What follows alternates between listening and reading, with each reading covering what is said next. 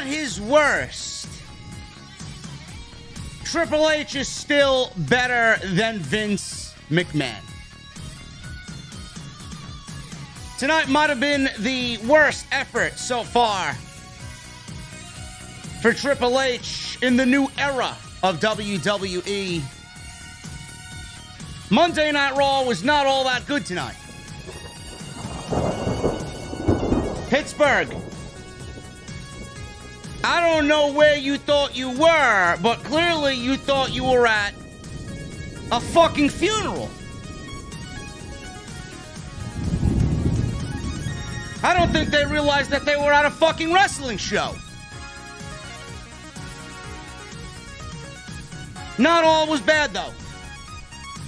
Sami Zayn, Kevin Owens finally meet face to face in regards to all of this bloodline nonsense. I'm loving everything that's going on with Sami Zayn, Jimmy, and Jey Uso, and the story that it is presenting. Then we got the women's tag team title situation. We got new champions crowned tonight. Were they the right choice? I don't know. But I got visions in my head with all 5 of those women standing in the ring in unison tonight. There are only 2 women missing that may end up completing this puzzle that I'm coming up with for Survivor Series. We're going to talk about it, ladies and gentlemen. And we're going to the OTS venue, where the beverages are cold, the bartenders are hot, and the wrestling talk, number 1. What the fuck are you guys drinking? I'll see you over there.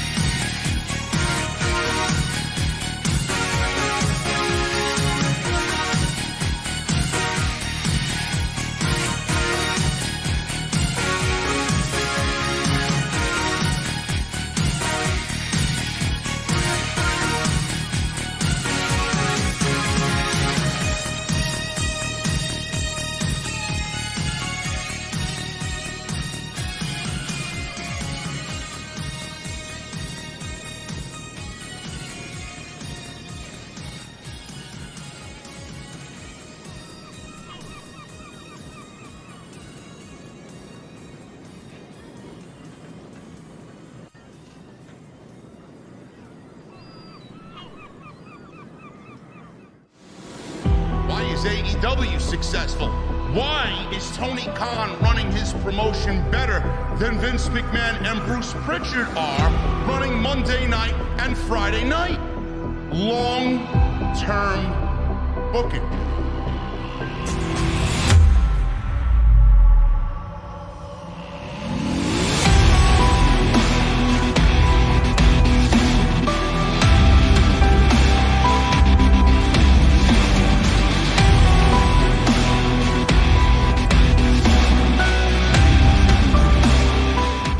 What is going on, guys? Thank you so very much for joining me right here on Off the Script. This is your Monday Night Raw post show for August 29th, 2022. I am your host, JD from New York. As always, coming to you live from the OTS Beer Garden. Thank you guys so very much for joining me on your Monday evenings, wherever you may be.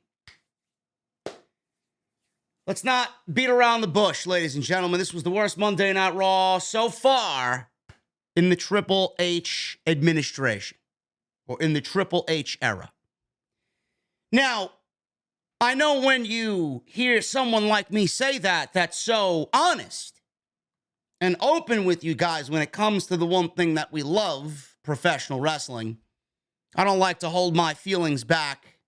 I don't like to bullshit people. That doesn't mean it's a bad show. That doesn't mean all was doom and gloom tonight. I just did not like the ambiance of the show. I did not like the environment in which they were in tonight. I did not like that women's tag team title match. I did not like the outcome of the women's tag team title match, though it does give me some hope about where we may be going with this. And I'm still very excited about Clash at the Castle. Tonight's show did not really do anything to add on top of my excitement for Clash at the Castle. I was already pretty excited about Clash at the Castle. But it's a go-home show. We're at the tail end of this thing. Triple H has done a tremendous job getting us here. And he's not going to be perfect, man. He's not.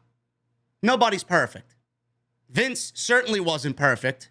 Tony Khan is showing you that he himself is not perfect, and Triple H is not perfect. There are going to be weeks where it's great. Raw's going to be great, Dynamite's going to be great, SmackDown's going to be great. And then there will be weeks where all three of them will not be good. Or Raw will be good, Dynamite will suck, SmackDown will suck, and any which combination of the three. It's never going to be a perfect week of professional wrestling. So before anybody twists my words around, it wasn't a bad show. It just didn't do anything for me as far as excitement goes. And that's okay. Or maybe I'm just burnt out from the weekend. I don't know, one or the other. It doesn't matter. I didn't like tonight's show. But like I said, it wasn't all doom and gloom. There were two things on this show that I absolutely loved. They were downright fantastic. Number one is the entire Seth Rollins and Matt Riddle storyline going into Clash of the Castle. We did not get this match happening at SummerSlam because Triple H thought to himself, hey, instead of doing it here, and there's really not enough heat between these two, I'm going to wait to do it at Clash. We're going to build up this thing for the next 4 weeks to get it where I want it. It's going to be ready to be pulled out of the oven, and we're going to do it in Cardiff. And that's exactly what he did, and it worked beautifully for Triple H. His plan has worked masterfully. Matt Riddle, yes, he is now once again Matt Riddle, no longer Riddle. That edict is long gone. Austin Theory's back. People are getting their first names back. Tommaso Ciampa may be next. He's going to slow roll it out. So Matt Riddle and Seth Rollins, they had to sit down tonight with Corey Graves. And the intensity, man, the intensity between both of them, the character change, the stark character change of Matt Riddle tonight compared to what he was and how he was portrayed in the Vince McMahon era is the Matt Riddle that I've always wanted to see break out on the main roster. And it's not all fun and games with Matt Riddle. It's not, and it doesn't need to be. Every single time he was out there when Vince and Bruce were running the show, 2 or 3 times in a single week, they'd let you know how he loves to get high and how he loves to smoke a blunt and puff the magic dragon or whatever a fucking analogy you want to use. It sucks and it's lame. I get it. We know he loves to smoke. Great. We don't need to know it every single week. So Triple H took Matt Riddle, made him a little bit more intense. He's always going to have that personality.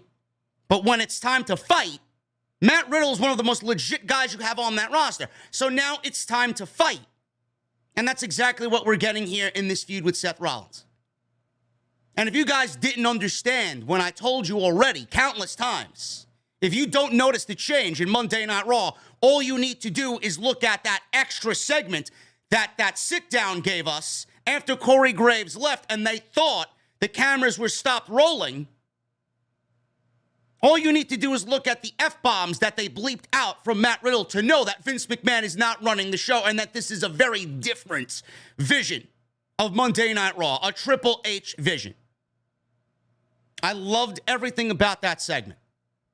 Everything. And I'm looking forward to that match along with Gunther and Sheamus at Clash at the Castle most, because those are the two matches to me that really fit what I love about professional wrestling. The other great thing that we got tonight was Sami Zayn and Kevin Owens finally in the same building on the same show to come face to face because of all the bloodline nonsense. Sami Zayn, Jimmy, and Jey Uso, the undisputed WWE Tag Team Champions, they're on Monday Night Raw to pretty much hype up Roman and Drew McIntyre. So that's what they did. So Kevin Owens comes on out. He sees Sami Zayn there. He sees them, all three of them standing together. And we finally get Kevin Owens and Sami Zayn to hash things out, to talk it out. What are you doing, bro? What are you doing with these guys? When are you going to realize that they don't appreciate you? You're one of the best pro wrestlers in the world of all time. You may have a silly haircut, but this is not the Sami Zayn that I know. And we got this storyline, and it's going to be a beautiful thing when all of this comes to a head.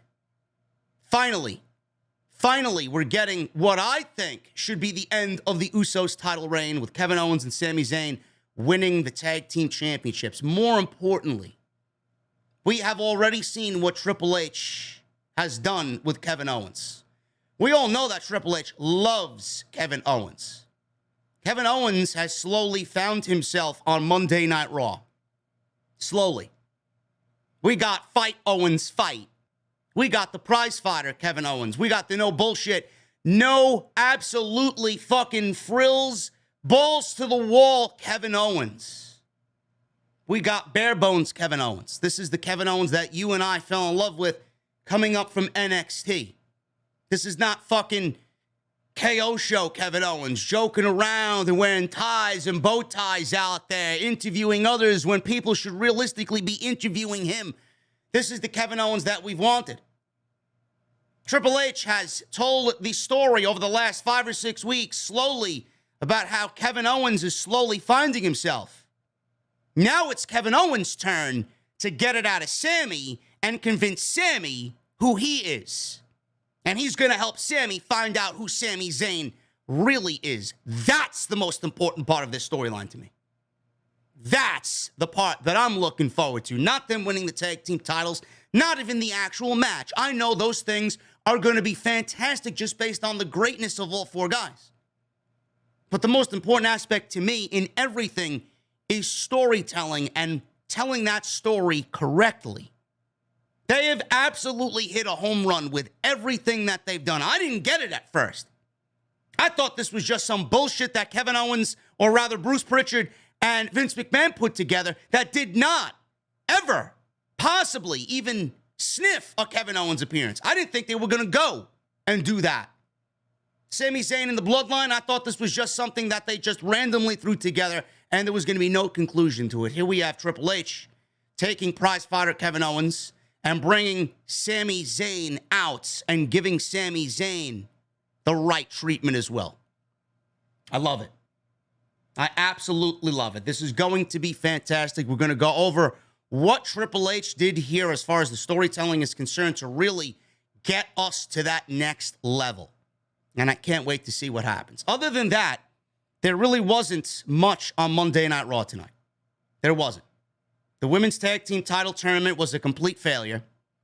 I don't think the winners tonight, Raquel Rodriguez, whatever the fuck her name is, Raquel Rodriguez and Aaliyah, I don't think they were the right winners, but I'm going to reserve judgment for a little bit because the visual of Raquel, Aaliyah, Alexa, Asuka, and Bianca Belair, 5, in the ring tonight, and Bayley, Io, and Dakota, 3, standing on the outside, wondering what the fuck happened.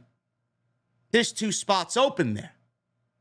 Now, do they join the group or are they just going to be rogue? This is where I think it leaves a wide open story for Sasha Banks and Naomi to come on in, even this thing out 5-on-5. And come Survivor Series, we're going to have an internal Monday Night Raw women's warfare. War games. I may have been the only fucking content creator in this community weeks ago to mention that this may be where we're heading. And if I am right, Jesus fucking Christ, man, they better fucking pay me. I accept PayPal. If you're not going to bring me to Stamford, Connecticut, I accept PayPal. Or you could just write me a check. I'll send you my home address. That's where I think they're going with this. And we'll talk about that a little bit later on in the show. But outside that, there really wasn't much going on as far as this go-home show for Clash of the Castle on Monday Night Raw. We got a lot to talk about, guys. And we're going to have a lot to talk about this week, man. It's going to be a very busy week. I am, if I seem a little off tonight, man, I am completely drained.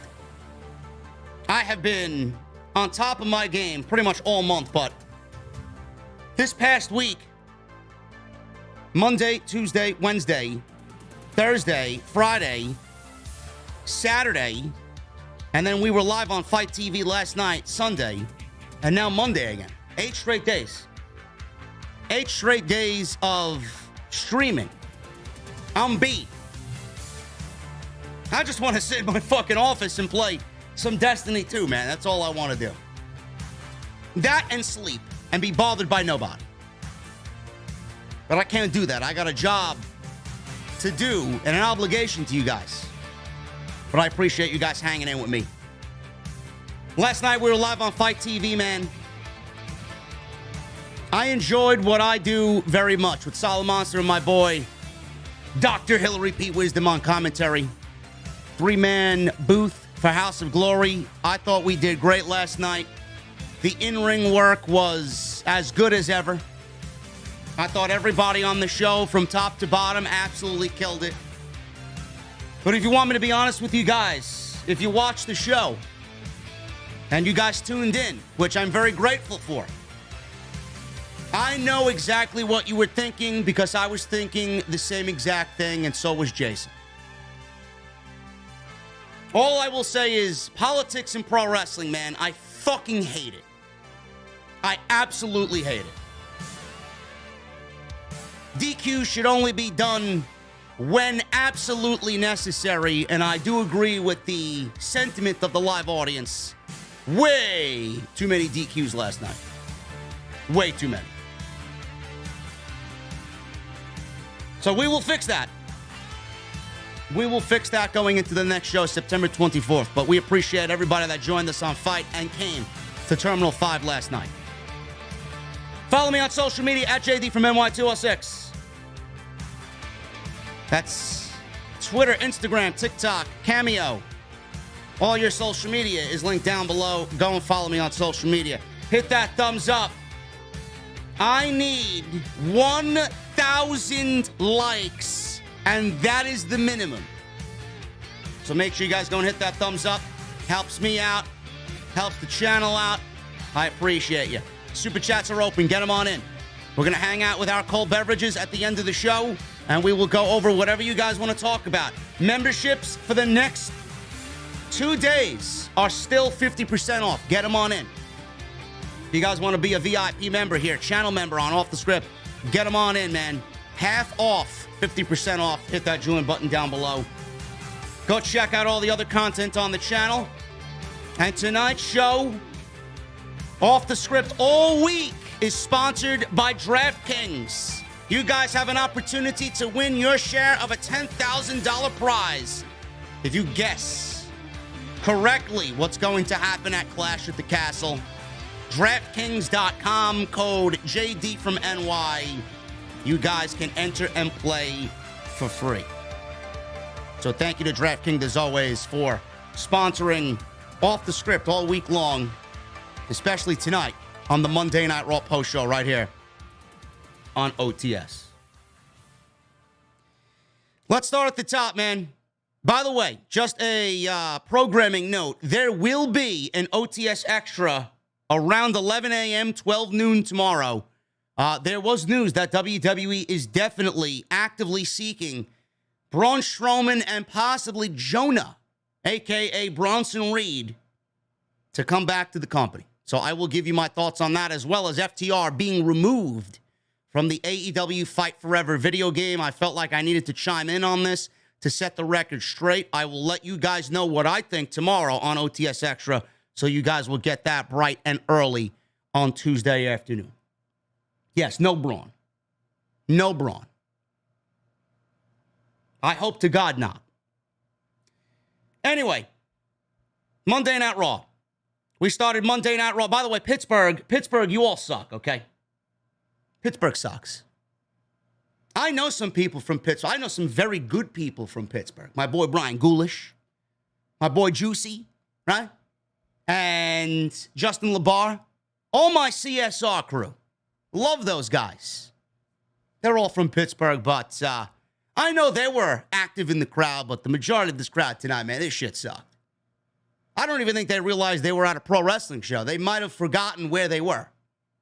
Dead most of the night, except for Edge, Kurt Angle, and a couple of other things that happened on the show tonight.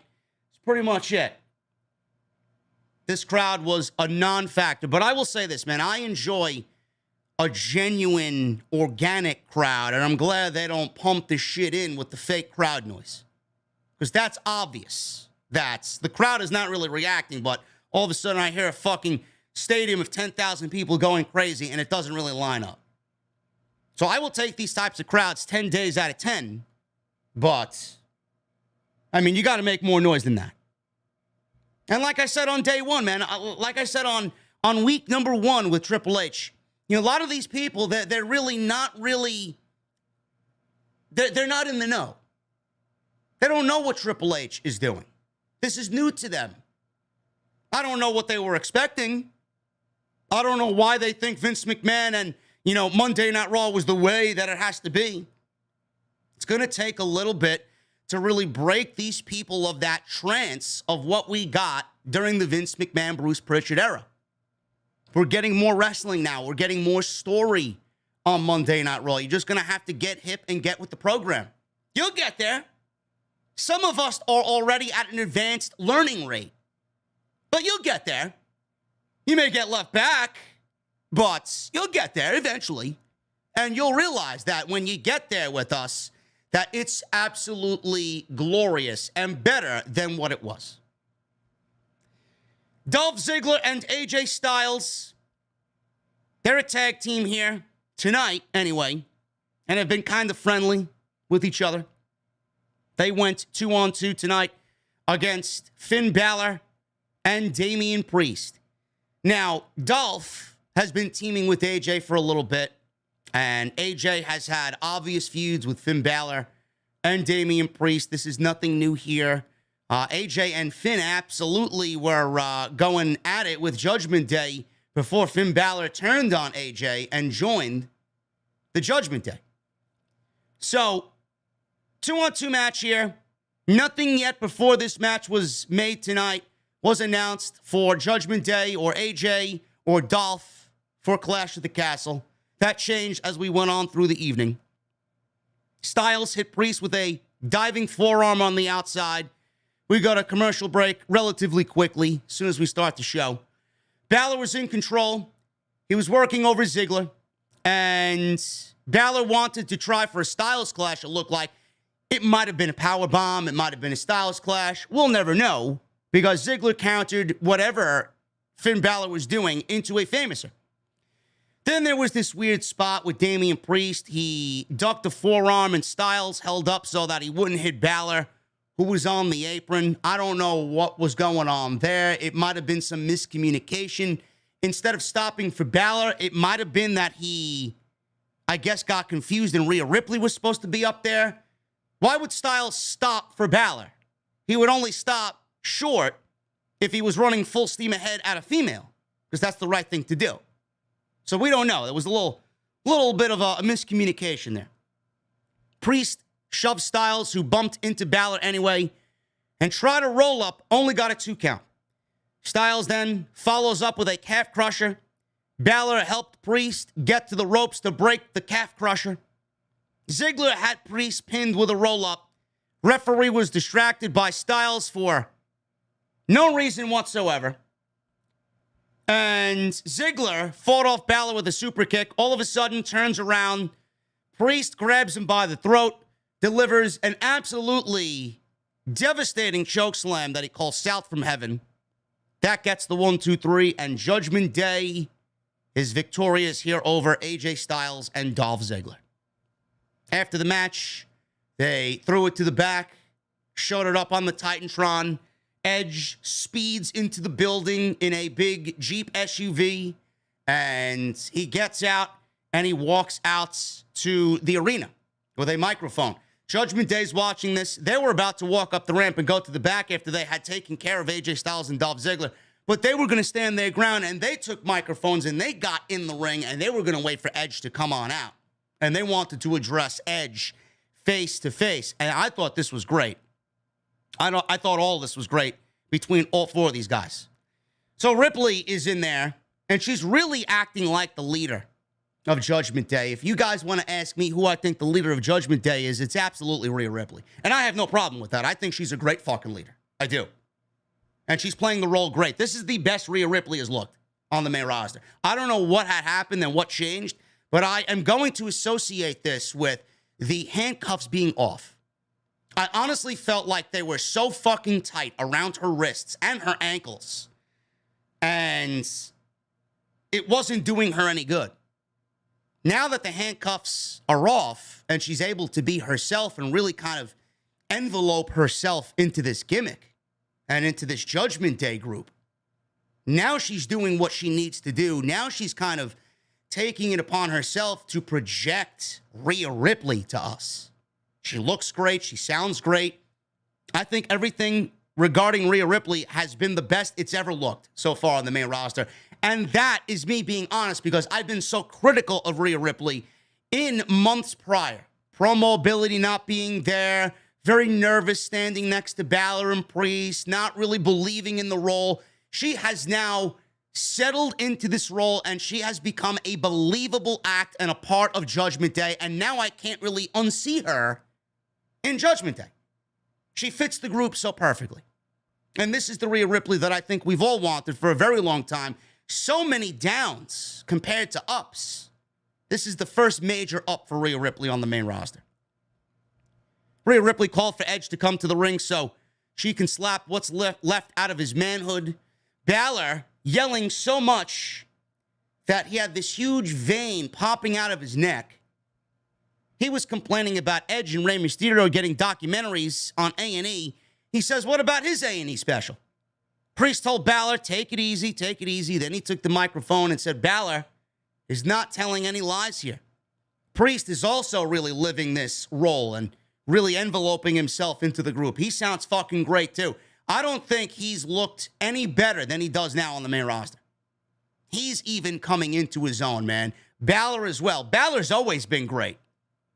But Priest and Rhea Ripley, man, so many opportunities that they had. They were miscast, and now both of them are owning it. Balor finally kind of letting that gimmick fly free as well. He has no handcuffs. Why would he?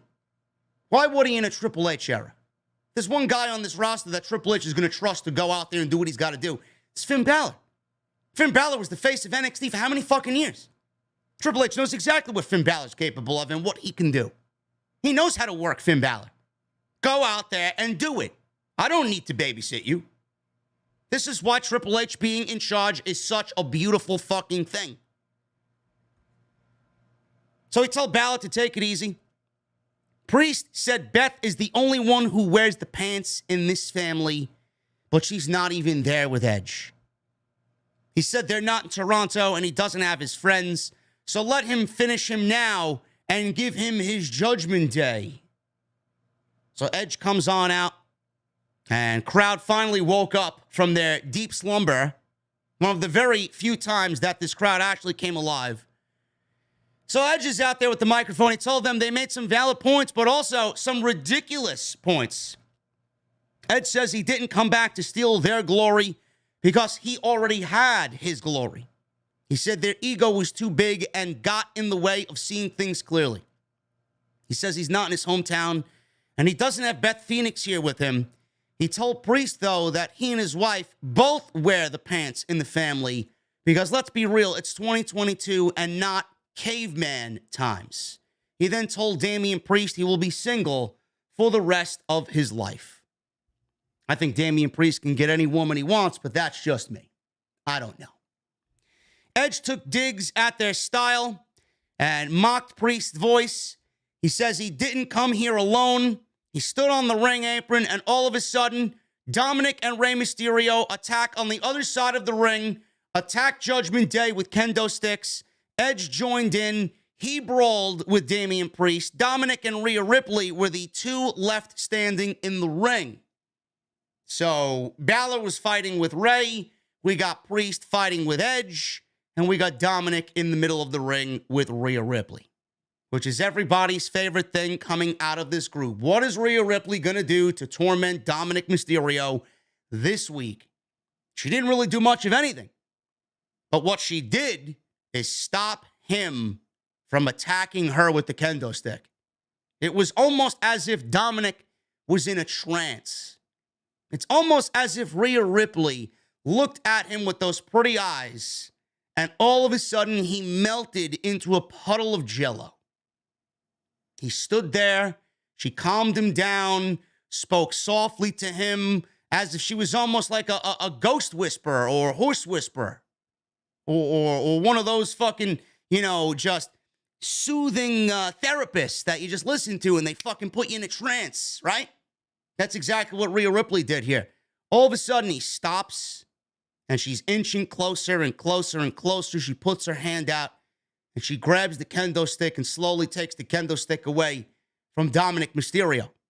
Edge and Rey Mysterio see this happening. They're standing at the top of the ramp. They run into the ring because they see Rhea Ripley manipulating this young kid slowly.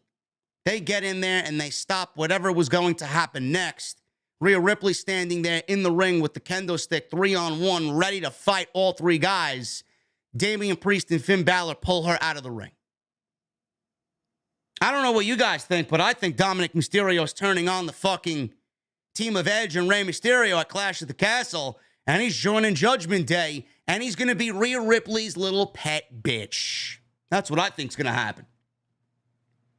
Looked like Dominic Mysterio wanted some of that brutality, if you know what I'm saying. I don't know, man. Or maybe not. Maybe not. But I will say this, man. Dominic has been a charisma vacuum. Dominic has been one of my least favorite things about Monday Night Raw and the entire Dominic Mysterio, Rey Mysterio act. But it seems like to me, slowly but surely, we are finally starting to see something there with Dominic, and the relationship with Rhea Ripley may be what takes him to that next step. And to me, that's a win. Now, I wasn't really all that excited to see Dominic join the Judgment Day, but people are loving this fucking dynamic between Dominic Mysterio and Rhea Ripley. And if that happens, I think it's going to be mega over. I really do. And I do see Dominic joining Judgment Day at the pay-per-view. And we can end this once and for all. I don't know where they go from there, but I do think it will be the end of it for now. So the match is made. Edge and Rey Mysterio will team up against Finn Balor and Damian Priest at Judgment Day. Dominic obviously will be in their corner, and Rhea Ripley will be in Judgment Day's corner. No mixed tag team match. Beth Phoenix may be in Cardiff. I don't know. I thought we were going to get a mixed tag team match or a mixed 6-person tag team match. It doesn't look like we're getting that, at least for right now. But we're getting this match at Clash of the Castle, and I think it's going to be great. I don't know how we're going to get to a conclusion here, but I do think that Dominic is going to join Judgment Day on Saturday afternoon. Kevin Patrick. He approached The Miz, who was walking into the building with Ciampa. He asked about Dexter Lumis. and Loomis abducting him last week. Ciampa said Miz isn't in the mood to talk. Patrick was very persistent here. Said everybody is surprised to see him after what happened with Dexter Loomis last week. Miz says he wouldn't talk about Dexter Loomis and what happened with him. He said Loomis isn't even a WWE superstar. So Kevin Patrick mentioned Loomis was arrested Tuesday night, last Tuesday, on NXT. Miz got more angry, and he said he didn't want to talk about it. So whatever had happened, whatever Dexter Loomis did to The Miz, he doesn't want it being public knowledge.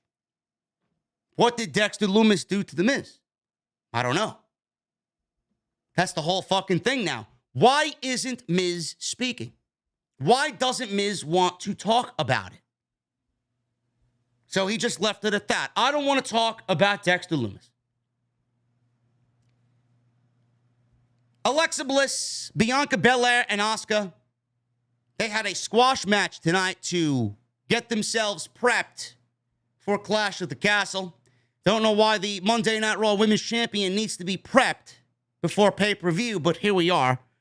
They went up against 3 local enhancement talents, Danny Moe, Kayla Sparks, and Katie Hart, all 3 of which have appeared on AEW television at some point in the last few months. So this went to about 3 minutes, as you would expect, with Asuka eventually getting a tap-out victory on one of them. I don't remember who. Not that it is important, but with the Asuka lock, she tapped one of them out, and that was pretty much it. Belair, Bliss, and Asuka did a post-match promo, and they talked about taking control. They talked about Bayley and Io and Dakota being damage control for the Monday Night Raw Women's Division. Bianca talked about taking control back at Clash at the Castle. So, like I said, I'm still with what I said. I'm still standing tall with what I said. I do agree with what Triple H is doing here. We don't need the Monday Night Raw Women's Championship being defended. And I love the fact that Triple H went with this, because coming out of SummerSlam and Bianca wrestling Becky, beating Becky, and then having the stare down with Io, Bayley, and Dakota, it doesn't really make much sense to crown a number 1 contender with one of them more than likely being, any one of those 3 women, and have it be a match built up in 4 weeks, which is not enough time for Bianca to defend that championship. You want to make Bayley look strong. You want to make Io look strong. You want to make Dakota look strong. I don't think putting them in a championship match with little to no build coming out of SummerSlam against Bianca is going to really do any of them that much benefit. So I'm glad that we're getting a 6-woman tag team match. That's the right way to go. It's not in the rule book where it says the Monday Night Raw Women's Championship needs to be defended on every fucking pay-per-view. I like that we get a little bit of the formulaic bullshit broken up with a nice 6-man tag or a tag team match, a mega tag team match, or something along those lines. I like that. The title doesn't need to be defended every fucking pay-per-view. It doesn't. As long as the champion is wrestling and we get proper story and build for the next championship match, I don't see what the big fucking problem is. But I will say this. We want to talk about Montez Ford or Angelo Dawkins going heel. They've kind of moved away from that breakup. We haven't really seen much of that. But if I'm being honest with you, I think this Bianca babyface run, this Bianca Belair babyface character has run its course. I do. I don't know what it is, but it's not resonating with me anymore. I feel like Bianca is forcing herself into this gimmick. It's not believable. She doesn't sound legit. It sounds very childish and very cringe. It doesn't really give me a sense that she's the champion. I don't get that sense at all with Bianca Belair. I do think that we have been void of the real Bianca Belair. The real Bianca Belair is the Bianca Belair that we got in NXT. Now, that may be on Triple H's deck of things to do. I don't know. But right now, he's got to stay the course with Bianca. But I do think that eventually what is best for her and her growth on Monday Night Raw is a heel turn, absolutely 100%. I'm not enjoying Bianca Belair as champion right now. Moving on. Adam Pearce. Back to the Dexter Lumis Miz situation. Adam Pearce approached Ciampa and Miz backstage. Ciampa said Miz would like some time alone. Pearce says that they were offering Miz any resources or counseling that he may need if he needs it after last week. Miz says he didn't want to talk about it again and wanted to focus on his match with Bobby Lashley. Pearce said without Miz's cooperation, they couldn't press any charges and hold him.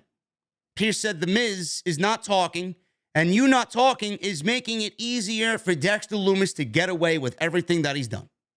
Pearce says he's just trying to help. Miz then says, yeah, you're really trying to help?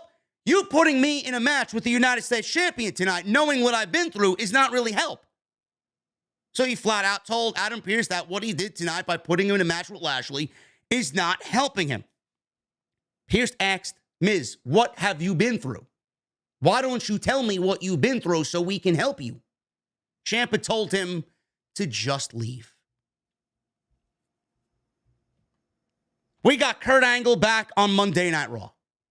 He looks great. He looks great. I have yet to watch the Rey Mysterio and Edge documentary, but right now, all of the A&E documentaries that I've watched all of them. Besides those two, Angle has been my favorite one. I thought what they did on Kurt Angle was absolutely tremendous.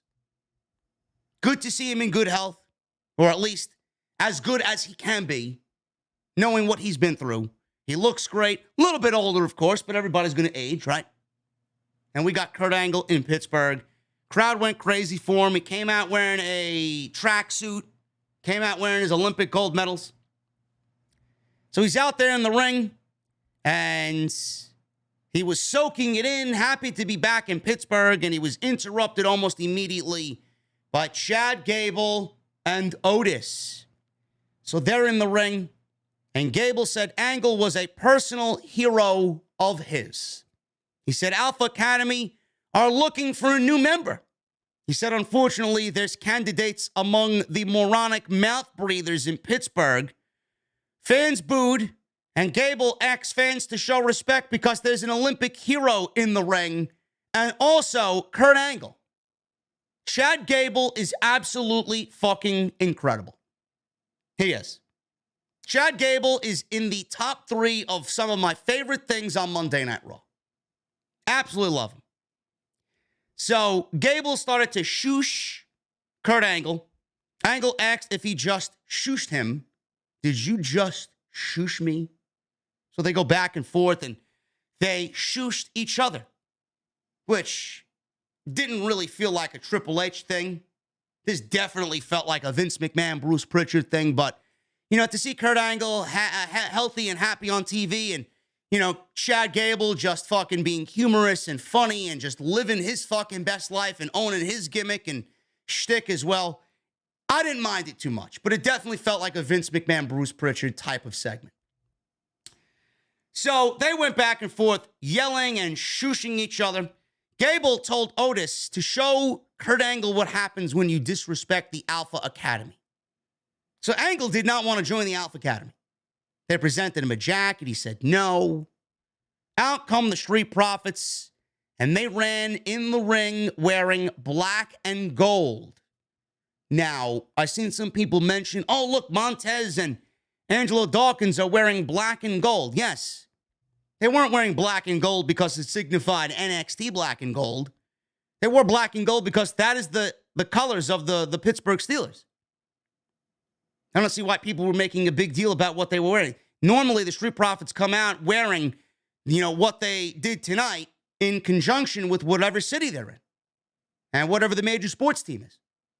I think it's great. I thought they looked fantastic tonight, but people were thinking, they're wearing NXT colors. No, they're not. It's just by coincidence that the NXT colors are the same colors as the Pittsburgh Steelers. So the Profits said they're looking for a fight.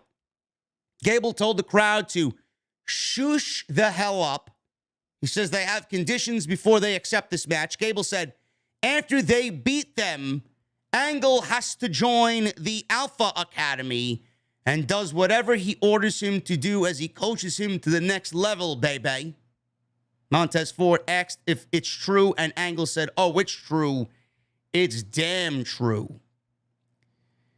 They didn't really give Kurt Angle much microphone time. I don't really know what he would be out there saying. I don't know, what he would need to say out there, but it was nice to see Kurt Angle, and they integrated him into the show as good as you can integrate a legend into the show. It didn't overstay its welcome. It didn't feel forced. Everybody loves him in Pittsburgh. Everybody loves Kurt Angle, one of the greatest of any generation. So they integrated him nicely into the show. And they integrated him into the show with the right people. Chad Gable, Otis, the Street Profits, Edge, Rey Mysterio. So I thought they did a great job with Kurt Angle tonight. So we got the Profits against the Alpha Academy. This is basically a rematch that we've seen many, many, many times before. Triple H hasn't really given us many rematches in his stint as head of creative. This, I would say, is only the third rematch that we've gotten in about 6 weeks. Most of the rematches have come on SmackDown. We got Sami Zayn and Drew McIntyre in the main event on Friday night. That's a rematch. We got Ricochet and Baron Corbin. That's a rematch. And we got this match. We got the Street Profits versus the Alpha Academy. This was a really, really good match. If WWE wants to do tag team wrestling, I'm sure they would do tag team wrestling great under the leadership of Triple H, because NXT had a phenomenal tag team division. Some of the best matches that this company has produced in the last 20 to 30 years has come from the NXT tag team division. During the black and gold era, of course. This was no different. The only difference here is the crowd was dead. They didn't give a shit about anything that happened here, especially with Kurt Angle being out there. So they went to break immediately. Gable gave Ford an overhead suplex off the top rope. Angelo Dawkins made a comeback after a break from Gable.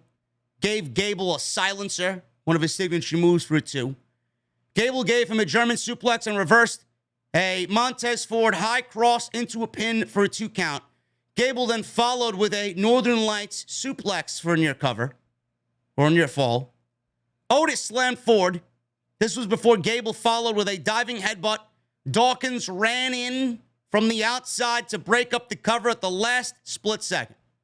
Dawkins and Otis took each other out with a double clothesline. Gable dropped his shoulder straps, mocking Kurt Angle on the outside, who was sitting by the announce desk. Dropped his straps. He then takes Montez Ford and applies the ankle lock on Montez Ford, because that's exactly Kurt Angle's move, and that's what Kurt Angle would have done. Ford fought out. He applied an ankle lock in reverse on Gable with Kurt Angle sitting out there. He's clapping along for the Street Profits. Ford grapevine the leg, and the crowd thought we'd get a finish. All of a sudden, Gable's about to tap. Otis comes in and breaks up the submission hold. Otis confronted Angle. Dawkins wiped him out with a huge pounce. Sent him over the commentary table. I believe Otis landed on fucking Byron Saxton. Dawkins launched Gable into Montez Ford and a suplex. Ford finished him off with the big frog splash for the 1-2-3, and that was it. Great tag team match. We've seen it 1,000 fucking times, but a great tag team match nonetheless. And this is why I said if WWE is really contemplating changing the title designs for most of the championships, maybe, and I mentioned this on Saturdays off the script, maybe we get the tag team titles and we get one title that spreads across both brands. And Triple H does exactly what I've been saying since 2016, and we merge these tag team divisions. If we merge these tag team divisions together and we set these teams in the division and set them up, we could have a really, really, really fucking good tag team division in WWE. Raw tag teams on SmackDown, SmackDown tag teams on Raw. It should be a floating championship. I've said this for years. I don't understand why the women's tag team titles can float between Raw and SmackDown, and the men's tag team titles cannot do that. I don't understand that. We need to make the same universal rules for both sets of tag team championships, not just for the women. So I hope we are on our way eventually, because I know he's got a lot of other things that he needs to tackle first. Hopefully we are on our way to getting a good tag team division and a solid tag team division that is won. Jimmy Smith, he threw it to Seth Rollins and Matt Riddle. This was a sit-down that was moderated by Corey Graves. Obviously, Corey Graves was moderating this. He is from Pittsburgh, so he's another Pittsburgh hometown guy. So we got this sit-down, and this was easily one of the best things on the entire show. Graves asked Seth and Riddle what went down between them earlier. Seth accused Riddle of creeping by my bus, he says. Riddle talked over him. He denied it. They were going back and forth and speaking over each other. I couldn't really make out what they were saying. So, they showed a clip from earlier in the day. And Riddle was in the parking lot. Seth Rollins was in the parking lot.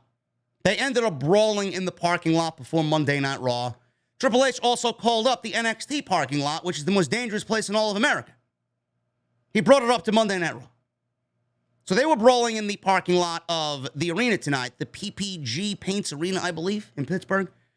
So they show that. Rollins thought Riddle was creeping by his bus. Said he was on the phone. Riddle said he was on the phone with Randy as Seth talked about how expensive his bus is. Seth said Riddle's been a thorn in his side since Money in the Bank. He says he's been on top of the food chain, whereas Riddle is on the come up. So this clash was bound to happen. He said it's his time, though, not Riddle's. So Riddle said Seth is afraid of what he's going to do to him. He's going to embarrass him like Roman Reigns embarrassed him and how Cody Rhodes embarrassed him. Seth obviously got angry at this and said this isn't about Cody or Roman. Seth said nobody likes Riddle and he's going to beat him for his own satisfaction and everyone else's satisfaction, because nobody likes him. Seth said he'll put him on the shelf right next to Cody. There's a reason why Seth Rollins is mentioning Cody Rhodes. It's not about Cody. He's going to put Riddle right on the shelf next to Cody Rhodes. Seth doesn't like being in the shadows of Cody Rhodes. He doesn't. These are little teases. These are little inklings of teases that is going to be a predominant WWE storyline when Cody Rhodes comes back. They're not done. I don't know where they're going to end up meeting, but if it was up to me, honestly, if Cody is ready to go, I'm holding him out till the Royal Rumble. I'm holding Cody out till the Royal Rumble, and I'm putting Cody in at number 2 in the Royal Rumble. Number 1, Seth Rollins. I'm having Cody and Seth end up as the final 2 in the Royal Rumble, with Cody Rhodes eliminating Seth Rollins and winning the Royal Rumble. That is my prediction. That is the way I do it. Story. Then it ends once and for all, and Cody has vanquished Rollins. There's nothing he can do. And Cody can go focus on winning the WWE title at WrestleMania. The fact that Cody's been mentioned here 2 or 3 different times, it's only adding fuel to the fire. So Seth says he'll put him on the shelf next to Cody. He said then he'll move on to the Universal Champion. Seth said he'll show him once and for all what a man really is. Riddle said he'll show there's only one man in his marriage, and she's named Becky. Seth stared ahead and looked to be kind of holding in what he wanted to say. Graves said, we are out of time, and that's it. So Rollins, he didn't have any rebuttal to that Becky Lynch line delivered by Riddle. Matt Riddle, who's now Matt Riddle. The edict is gone. It's so beautiful to see Matt Riddle on television. So this was not the end of this. We go away. We go to commercial break.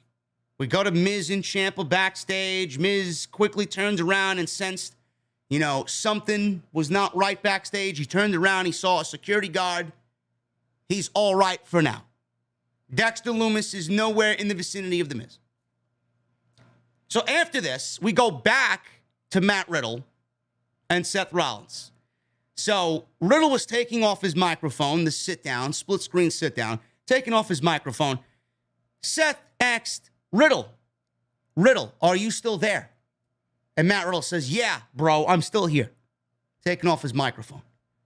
Seth said that, you want to bring up my family, I'm going to talk about Riddle being divorced. He talked about Riddle being divorced. Says, you were divorced, bro. And your wife, your ex-wife, took your kids. None of your family wants to see you anymore. Riddle asked, where the fuck are you? Legitimately. Where the bleep are you? Where the fuck are you? I'm not going to beat you up. I'm going to fuck you up. Keep playing games. Where the fuck are you? Bleep, bleep, bleep, bleep, bleep. This was great shit. This was great shit. That's all you heard. That's all you heard. Now, I love it when people tell me, oh yeah, Vince McMahon's still writing the shows in the shadows. Nothing's really changed about Monday Night Raw.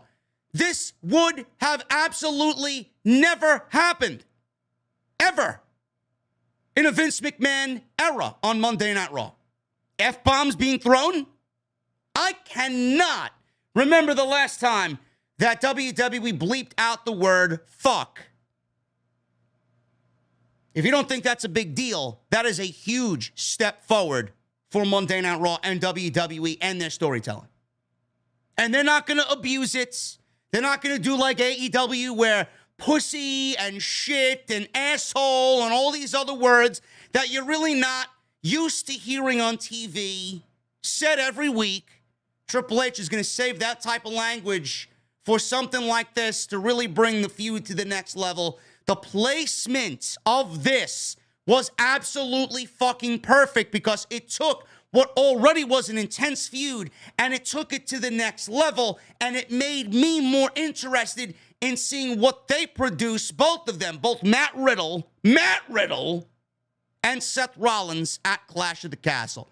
You could not have booked it any more perfect. This was great. And you got to give Triple H credit. He could have easily did this match at SummerSlam. Add another 4.5-star match, easy, at SummerSlam. SummerSlam ended up being a great show. That's how confident Triple H was, knowing that SummerSlam was going to be a thumbs-up show in the eyes of the audience. The fact that he omitted something like that off the show, that's a ballsy fucking move. All for the art of storytelling. He withheld that match because of storytelling and long-term booking. To do it at Clash of the Castle, to give it a little bit more juice, and now we are where we are. If you don't appreciate that, I'm going to have to ask you to get the fuck out of here. I think that's great. Bobby Lashley and The Miz. This was a one-on-one match. Miz was out there with Ciampa. And this wasn't really anything all that spectacular. I think I said it then. I'm going to say it now. I've been done with The Miz and Lashley being in the ring together. This was not really all that exciting, especially when they were wrestling over the WWE title. Not for me. Not for me at all. Went about 10 minutes. Lashley was mostly in control of this thing until Ciampa distracted the referee, which allowed Miz to take control of the match. Lashley came back with some suplexes and a chokeslam. Ciampa pulled Miz out of the ring before Lashley could go for a spear. Miz then distracted the referee, which caused Ciampa to get in there and blindside Lashley with a huge kick. Miz followed up with a big DDT. Almost got the victory over the United States champion, but he only got a 2 count. Miz set up for the skull-crushing finale. He was facing the crowd while executing the skull-crushing finale, but he saw Dexter Lumis in the crowd. Big spotlight on Dexter Lumis. He was about 30 rows deep in the mezzanine, and he was just standing there fixing his glove. He was tightening his glove like he was going to fucking kill this guy. So Miz dropped Lashley. He was pointing at Ciampa. He's up there. He's up there. He's here. He's here. This obviously freaked the Miz out. Miz was caught from behind in the Hurt Lock, and that was it. Bobby Lashley makes Miz tap out in the Hurt Lock. Miz tried to explain to Ciampa that he saw Loomis. Ciampa didn't believe him. I don't know, man. I don't know. I don't know what Dexter Loomis would want with The Miz. I'm enjoying it.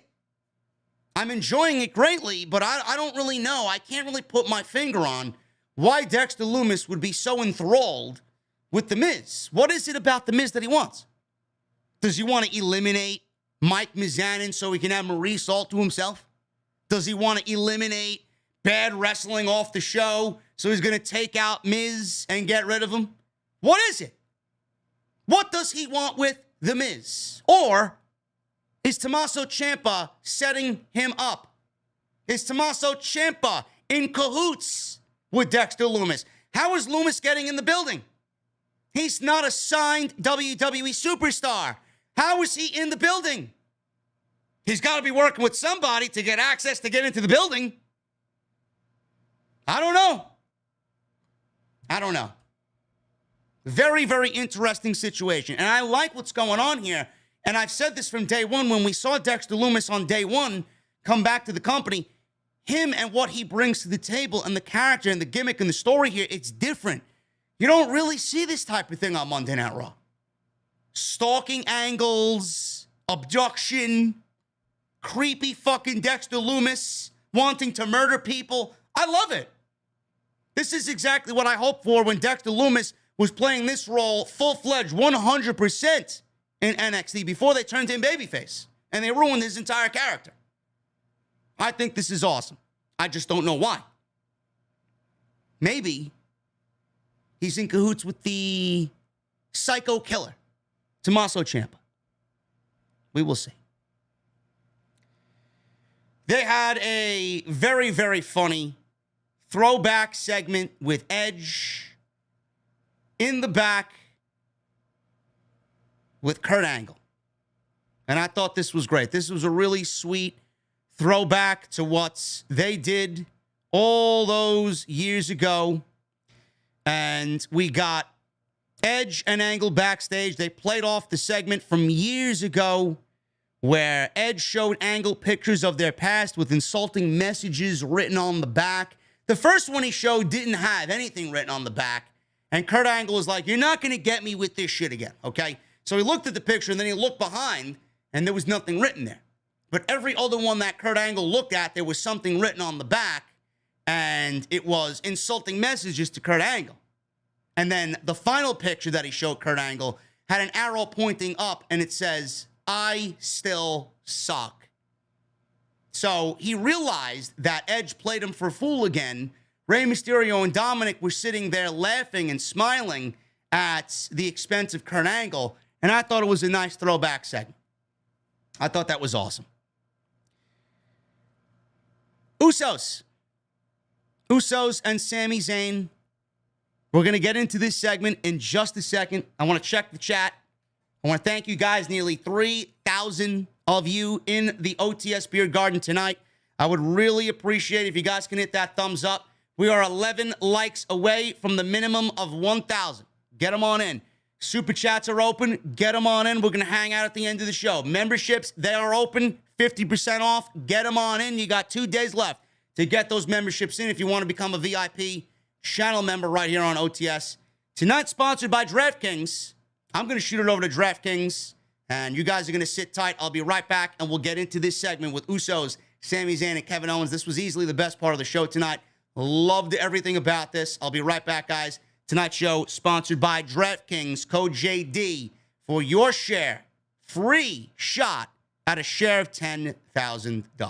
WWE is going down this weekend in the land of afternoon tea with the Queen. To celebrate this historic event, DraftKings, an official gaming partner of WWE, is putting you in the center of the action with a share of $10,000 up for grabs this weekend. You guys know better than anybody I'm going to get you ready for Clash at the Castle. So much so that we'll be sitting right next to the Queen having that afternoon tea. It is very simple, guys. You're going to download the DraftKings app. You're going to use the promo code JDfromNY, and you're going to enter to win $10,000.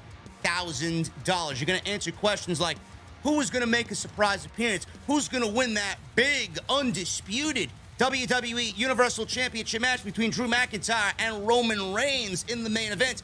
Will Austin Theory cash in his Money in the Bank contract? You're going to answer all those questions, and the customers with the most correct answers will win their share of $10,000.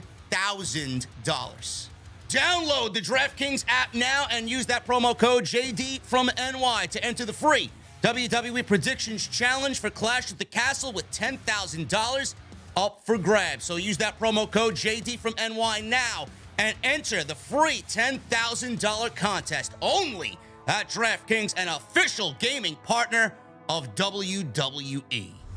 Thank you guys once again, and thank you to DraftKings for sponsoring tonight's Monday Night Raw post show on Off the Script. The Usos, they're out there with Sami Zayn. The Bloodline is on Monday Night Raw. The Usos are out there hyping up Roman Reigns' 2-year championship celebration before Clash at the Castle. And we're getting that match on Saturday afternoon, McIntyre Reigns. There is rumor going around right now that they are possibly coming up with ways to take those titles off of Roman Reigns. I will go over that in an extra on, I don't know if it's going to be Tuesday or Wednesday. I will have news on that this week for sure. I will let you guys know what I feel about that. Zayn interrupted. The Usos are out there. Zayn's got a microphone. He's doing the speaking for most of the Bloodline here tonight. Said that Reigns appointed him the honorary master of ceremonies for the celebration. Jay stared at Sami, which caused Sami to hype up the Usos' accomplishments. Jay does not like Sami Zayn. Jimmy's a little bit more friendly with Sami Zayn, but Jay does not like Sami Zayn. Usos continue by saying Reigns will defeat McIntyre and the Bloodline will continue to run things in WWE. Out comes Kevin Owens. Finally, we got what we've been waiting for. Kevin Owens and Sami Zayn on the same show. Sami Zayn there with the Bloodline and Kevin Owens out to address the nonsense of Sami Zayn thinking that he is in the Bloodline. Owens said the Bloodline doesn't run anything because I'm not sure if you guys know, this is still the Kevin Owens show. Owens told Sami and the Usos to go tell their boss, Roman, that he still owes me one. Jay told Sami, is this your boy? Is this clown your boy? And Sami was a little hesitant. He's like, yeah. Yeah, he's from time to time, he's my boy, but yeah, he's my boy. So Jay told Sami to go get his boy. Owens asked if he was Sami's boy. So Kevin Owens getting right down to the heart of the matter. Sami said, technically Owens is my boy, but, you know, a little hesitation there on Sami Zayn. Sami told Owens that Reigns, you know, let me kind of break this down for you, KO. Roman Reigns doesn't really owe you anything. He was kind of beating around the bush. He wanted to tell KO, what he needed to tell him to keep in the good graces of the Usos. But he told KO that Roman Reigns doesn't really owe you anything. Owens told Sami that he didn't think he could look any stupider than when he grew his fucking hair out. Owens said Sami Zayn looks stupid running around with the Bloodline, letting them treat him as they do. Owens continued saying that Sami was one of the best in-ring performers of all time. Owens said Sami is their personal clown and that as his best friend and as his brother, he needs to really reassess things and what's going on here. This is not you. They don't appreciate you. Sami shot back saying that Owens doesn't know what he's talking about. Sami says they can't get over the fact that the Bloodline likes him. Sami said Jimmy likes him, and they did some silly-looking fucking handshake that they nailed perfectly. Jimmy likes me. Jay He hesitated a little bit with Jay. Jay didn't even look at him. Jay was just staring a hole into Kevin Owens. You know, he's like, yeah, we're working on Jey Uso. We're working on Jey Uso. But, you know, Jay told Owens that, you know, I'm going to need you to walk to the back and walk up the ramp before they do to him like they did McIntyre. Sammy said that they're all the bloodline, and it was all four of them taking McIntyre out together. Owens says he didn't forget that Jay and Paul Heyman stopped him from beating Reigns for the title 18 months ago. Owens told Jay he can celebrate 2 years of having his head up Roman Reigns' asshole. Sammy stepped in and told Owens to stop before Jay has to kick his ass. Jay pulled Sammy back, and Jay stared down Owens. Owens says he thinks this is the part where they drop the microphones, they get a referee, and they fight. Referee immediately ran down, and Owens and Jay had themselves a match. So we got Jey Uso and Kevin Owens with Jimmy and Sami Zayn in the corner of Jey Uso. This is what it has all been leading to. The big chapter of this eventual Usos versus Sami Zayn and Kevin Owens. This is what is going to be the start of it legitimately. Kevin Owens is out there. He comes out. He's been one of the most over guys in the company for a very long time. Not because of, you know, the way he wrestles and this and that. Kevin Owens has that fanfare behind him because he's always had that normal, everyday, hardworking guy shtick down. He's genuine. He's real. People believe in the role that he's playing. People look at him and they could really associate with him on a human level. That's why Kevin Owens is over so much. And Kevin Owens has been over for a very long time. Vince McMahon didn't know what to do with Kevin Owens. Bruce Pritchard didn't know what to do with Kevin Owens. And I really do think that under Triple H, we're seeing the best Kevin Owens in a very, very long time. Kevin Owens was directionless under Vince McMahon. They didn't know what to do with him. KO shows every week. He was pretty much setting everybody up through the Kevin Owens show. Setting them up for a feud, setting them up for a next feud, talking about what's to come with the championship match here and a championship match here. Everybody's been asking for months, years. What is going on with Kevin Owens? What about Kevin Owens? When is it KO's time? All it took was for Triple H to get in there on week 1. And now we are on week 6. And we are getting Fight Owens Fight. We're getting prize fighter, NXT Black and Gold Kevin Owens. And it really didn't take a lot of brain work for Triple H to get us there. All it took was for him to take out stupid Ezekiel with a pop-up apron powerbomb. And here we are.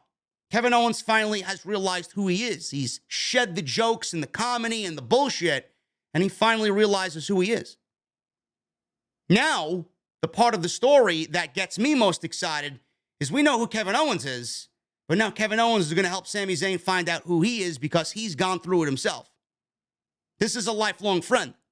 He knows his lifelong friend doesn't belong with these hooligans, with the bloodline. He knows his lifelong friend is acting like this because he wants to feel accepted. He knows his lifelong friend, Sami Zayn, is looking weak. And he knows his lifelong friend is not going to be appreciated by Jay and Jimmy and Roman Reigns, and that they're using him to get whatever they want, and then when they don't need him, they're going to dump him. Kevin Owens found himself. Now it's Kevin Owens' turn to find or help Sami Zayn find who he is. That's the beauty of this storyline. We got Kevin Owens the way we want. Now it's going to be Sami Zayn's time to get back to where Sami Zayn needs to be. And Kevin Owens said it best tonight. You are one of the best professional wrestlers in the world. That's what we're going to get when we get Sami Zayn. And when they come together, absolutely no doubt about it, when they win those tag team championships, the reaction that is going to be when they win those tag team championships is going to be one of the best moments of the entire fucking calendar year for WWE. Mark my words. It is going to be fantastic. I can't wait. Beautiful. Absolutely beautiful storytelling. So we got this match. The match itself was fine. Kevin Owens is great. The Usos are always very good. I don't like the Usos losing all the time because they're champions. It is a singles match, yes, but I don't like them losing. More times than not, they've been on the losing end all year long compared to winning a match. I don't like it. So this match went about 12 minutes. Owens and Jay got a referee in there. We pick it up after a commercial break. Owens was about to give Jay an apron powerbomb. Jimmy distracted him, and Jay hit a super kick before hitting a Samoan drop on the steel steps. So they battle up top. This leads to Owens hitting a fisherman's buster off the top rope. Owens followed with a swanton, which looked brutal as fuck. Jay blocked a stunner before Owens blocked a super kick and hit one of his own. Jay slipped out of a pop-up powerbomb, hit a super kick, and a diving splash off the top for 2. Owens handed out super kicks to both Jimmy and Jay. Then he gave Jay a big frog splash for a near fall. Owens again up for an apron powerbomb, but turned his attention to Sami Zayn. Jay used the distraction here to hit a suicide dive on the outside. So Jay, he demanded Sami Zayn to grab a chair as Jimmy distracted the ref. So Sami Zayn's got this chair. Jay held down Owens so that Zayn could hit Owens with the chair. Sami Zayn thought about it. He thought about it, and he couldn't do it. He could not hit his best friend with the chair. We are now slowly already seeing who Sami Zayn is going to end up becoming. We are finding Sami Zayn finding himself. I love it. This is excellent. The simplest ways to get us to the next stage of this storyline happened tonight. So obviously he couldn't hit Kevin Owens. Jimmy was yelling at Sami. Jay was upset. Owens gives Jay a stunner. 1, 2, 3, and Owens wins the match because of Sami Zayn not helping the Usos. Awesome. You cannot book it any better than that. I am so excited about this tag team match. Whenever it happens, it is going to be fucking beautiful. And that match, I mean, just work rate alone is going to be fantastic. It may end up being the best WWE match all year. Mark my words. We got Bayley, Dakota, and Io Sky backstage talking about the tag team title situation. Bayley said that Belair was holding back the women's division, which may or may not be true, depending on who you talk to. Bayley said they will bring the division back to life, and everyone will be looking up to her as their role model once again. Kai said they plan to take over the entire company by winning the tag team titles. Kai continued saying Rodriguez and Aaliyah have beaten the best, but it will hurt much more when they send them back to SmackDown. Sky spoke in Japanese and then said they will be the new WWE Women's Tag Team Champions. We go from them to The Miz. Miz was leaving the arena, getting into his rental car. Ciampa chased after him. For whatever reason, he had old glitter all over himself. I don't know what he was doing backstage, but none of my business. Ciampa chased after him, asking Miz if he was okay. Miz reiterated that he's fine, teased Ciampa about not having shirts on or a shirt on, teased him about the glitter on his shirt. Kevin Patrick ran up to him and asked Miz what he saw during the match with Lashley. Will you please explain to us what you saw? Miz, he did not answer Kevin Patrick, got into the car, started the car, drove off. But before he drove off, this was a huge SUV rental. So there's 2 layers of back seats. There's a front seat, middle seat, and a back seat. In the back seat, all of a sudden you see a light turn on, and Dexter Lumis is sitting there through the window as the Miz drives away. Dexter Lumis is in the back of Miz's rental car. So once again, he is in the Miz's presence, and we don't know what is happening to the Miz at this current time. Miz, once again, could be laid out in a fucking ditch somewhere, and we don't even know. We don't even know. Again, I don't know why he's targeting the Miz. Sooner or later, we're going to need an explanation here. from somebody. Is he working with somebody? Is he going to speak for his own actions? I don't know. I don't know. Why is Loomis targeting The Miz? I'm still under the impression that he's working with somebody, but who that somebody is, I don't know yet. Johnny Gargano.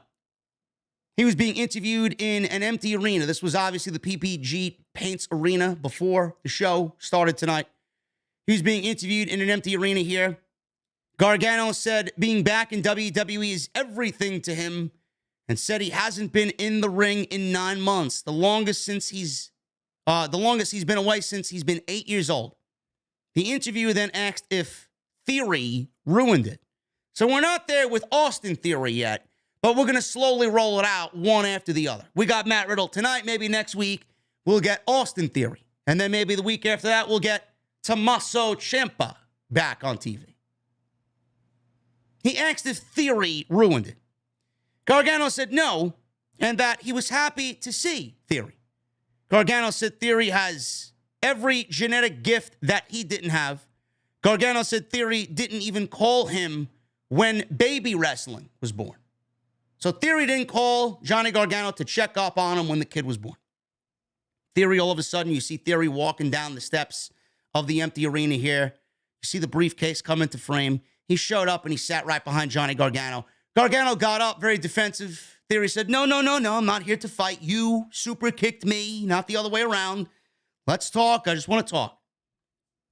So Theory asked him why he, Gargano, didn't call him when he won the United States title or when he, Theory, won Money in the Bank. Gargano said he was busy. Theory said those sound like excuses. Theory said he probably didn't call because he was jealous and playing stay-at-home dad. Theory said he expected better from Johnny Gargano, but it's lonely being at the top. I know.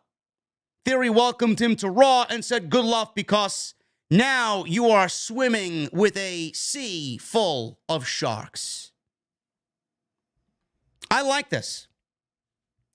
Theory being a prick to Johnny Gargano. I like the fact that Johnny Gargano and Austin Theory are in a feud together for Johnny's first feud. There's a continuation here. There's continuity there, right? With Austin Theory and Johnny Gargano coming up from NXT, now playing out on the main roster. Obviously, two different versions. This is not the geek fucking comedy Austin Theory that we saw in NXT. This is now the serious Mr. Money in the Bank, potentially being the world champion Austin Theory. Has had a taste of gold on the main roster, Austin Theory. Has had a taste of a WrestleMania moment, Austin Theory. This is not the same Austin Theory we got in NXT. This is not the same Johnny Gargano we're going to get in NXT either. This is not the heel Johnny Gargano that we've been seeing, before he went away. Johnny Gargano was a heel last time we saw him. So now we got babyface Gargano versus heel Theory. Two different career trajectories here right now. And I love that. Continuity at its best. Long-term booking at its best. I don't know when they're going to wrestle. It's not happening at the pay-per-view, but we may end up getting this going into the next pay-per-view that follows Clash at the Castle. Main event. We got the Women's Tag Team Title Tournament Final. This one's for all the gold. This is Io Sky and Dakota Kai versus Aaliyah and Raquel, Smiley Raquel Gonzalez Rodriguez. The fuck is she smiling about, bro? What are you smiling about?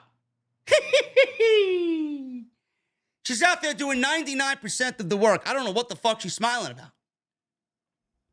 So we got this women's tag team title match. Main eventing the show. There was news before the show that Triple H really wanted to make this a big special moment. They really wanted to put priority on the women's championship. We got this highlight package where it was documenting the entire tournament and the importance of the women's tag team titles, which, in reality, there is no importance to the women's tag team titles. They're nothing more than fucking paperweights. You know, I said this about the All-Atlantic title on Friday in AEW. I'll say this about the women's tag team titles here. They are an absolute waste of time. An absolute waste of time. So this match went 11 minutes. And went 11 minutes. Not really enough to really get you to believe in it being oh so important for the women's tag team titles. Dakota Kai and Io Sky took Aaliyah, took her out of the match into the steel steps. She's basically out of this match for at least 99.9% of it. I'll talk about that in a second. So, Kai then hits Rodriguez with a punt kick. We go to commercial break. Kai and Sky are double teaming Rodriguez to remain in control. Rodriguez launched Sky into Dakota. Couldn't tag out because Aaliyah was down from being knocked into the steel steps. Rodriguez made a comeback, gave Sky an elbow drop for 2. Sky came back with a code red of her own for a 2 count. Rodriguez turned Sky inside out with a clothesline. Sky got an assist from Bayley as Kai distracted the referee.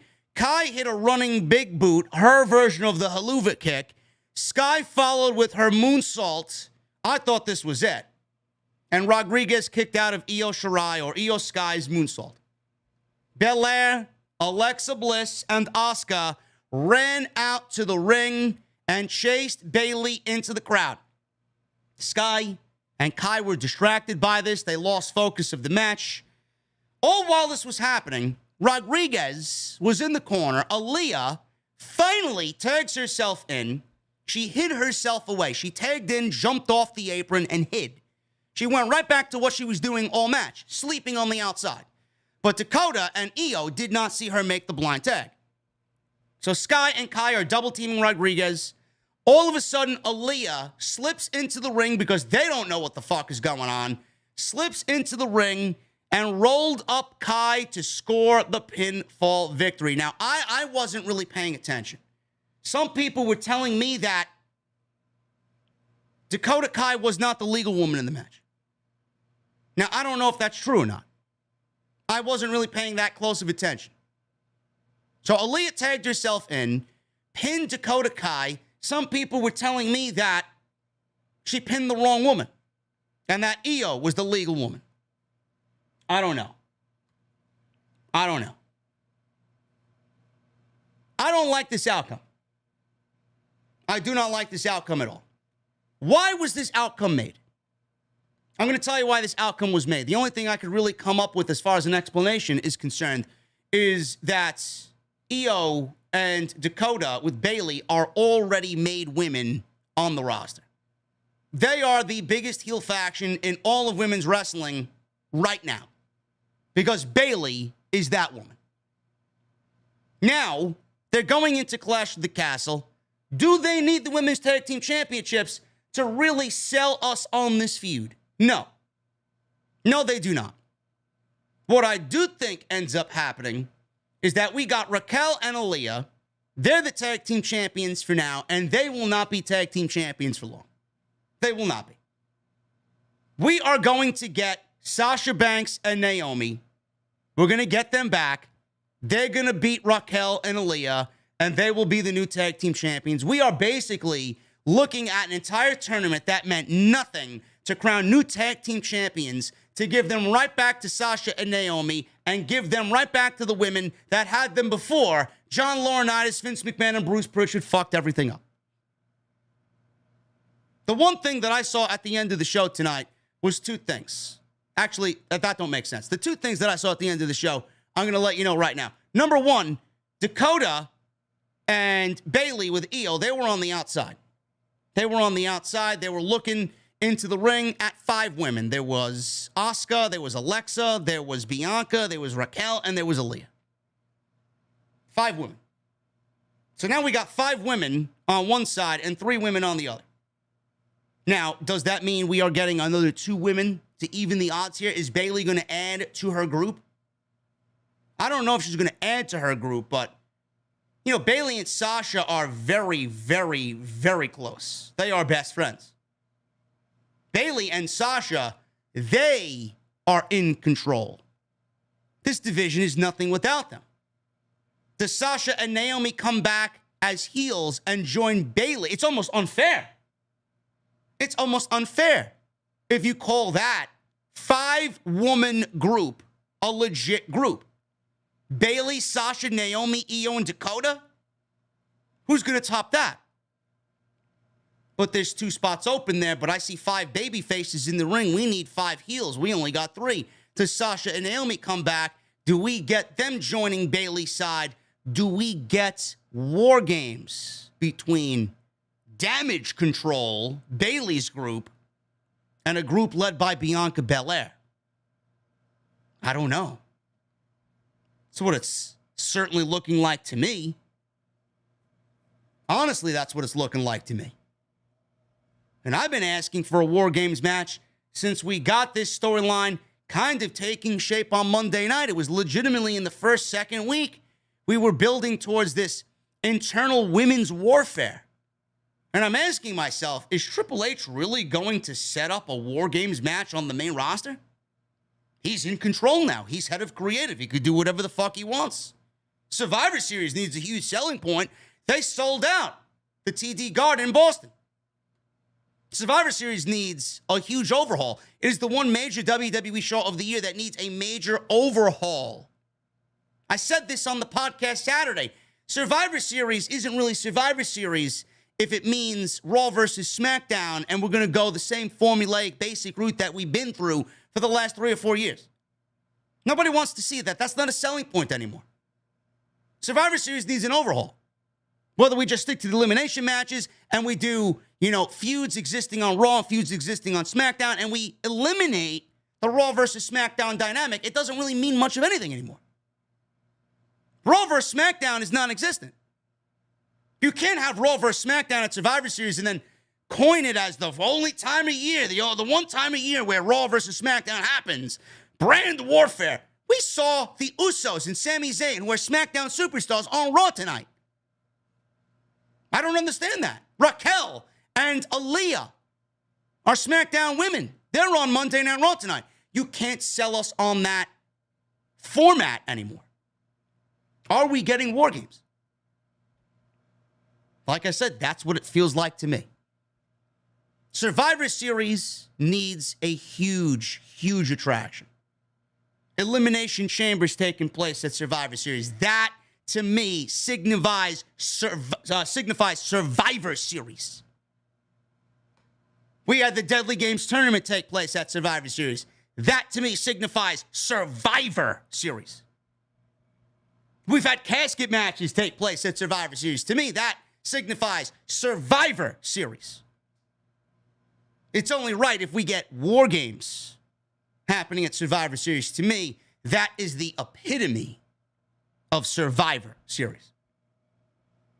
And the one last thing I want to say here, man, this tag team of Raquel Gonzalez, Rodriguez, this tag team of Rodriguez and Aaliyah is fucking pathetic. It is pathetic. This entire tournament, it's been Raquel 99.8% of the time, and Aaliyah has got in there and done nothing. Aaliyah has been on the outside or taken out of the match every single time they've been in a tag team element. Sleeping on the outside, being taken out of the match. Rodriguez got to work the match by herself. This was basically a fucking handicap match. That's a big L. That is a major Triple H L. If you aren't confident in Aaliyah being in the ring, why are we giving her a fucking tag team title? If she's not where she needs to be, why is she a champion representing this division? If she's going to be on the outside and be a non-factor in the ring, then she shouldn't be on the fucking roster. Maybe she needs to go back down to the Performance Center. That's a joke. That's not what I call a tag team. This is a fucking farce tag team, which goes in line with what I've said about this tournament. A complete waste of time. This tag team does not signify, yes, let's bring back the tag team titles. This tag team of Rodriguez and Aaliyah signifies this is a fucking piece of shit division. No titles are needed. The tag team division in women's WWE, it's awful. It's awful. That's not what I want out of a tag team. One woman doing most of the work while the other one does nothing, and she skates by because of the talents of Raquel Rodriguez. What a joke. If you're not confident in her abilities, why are we giving her titles and why is she on TV? She sucks. She's been in the WWE for 6 years now. She sucks. She has not gotten any better at all in anything she's done. Why is she here? She's following the Dana Brooke fucking mentality. Skate by with barely any skill. It's awful. That was your Monday Night Raw. Here were things I liked about the show. There were things that I clearly didn't like about the show. This was the worst Monday Night Raw in the Triple H era so far. That doesn't mean it was a bad show. Just means that it wasn't as exciting as everything else that we've watched so far. But I'm still excited about Clash at the Castle. I'm still excited about Saturday and what's to come and the stories that are going to come out of Cardiff. And we'll be live on Saturday afternoon covering Clash at the Castle. Guys, I appreciate you so much, man. We were number one by over 1,100 tonight in the IWC. Why? I'm fucking great at my job. That's why. Appreciate you guys very much. We're going to go over the super chats in just a sec. We got 6 new members tonight, man. Thank you guys very, very much for that.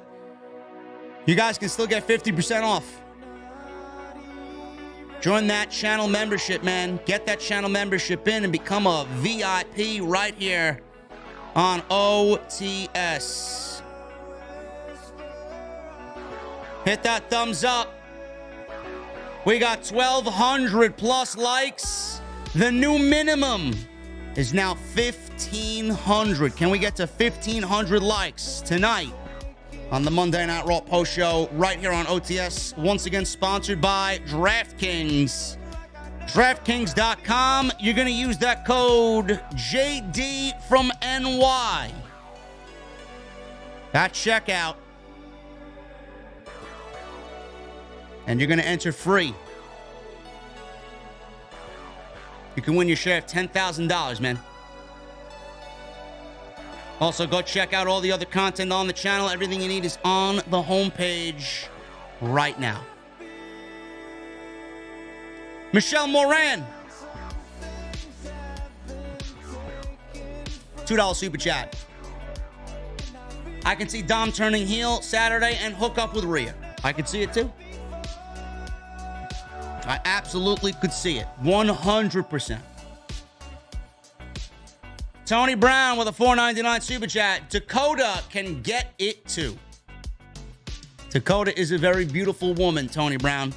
But you're going to have to fight Shayna Baszler over Dakota Kai. And that's something that I don't think you want to do.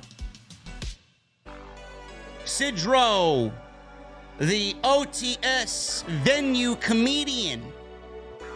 Sidro performing live on Monday, Tuesday, Wednesday, and Friday is Sidro.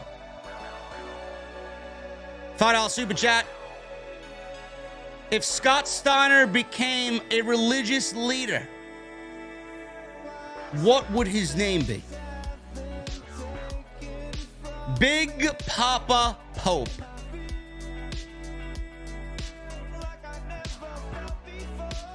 He's got another one. 5 in super chat. Why does the Tin Man manage wrestlers? Because Bobby Heenan gave him the brain.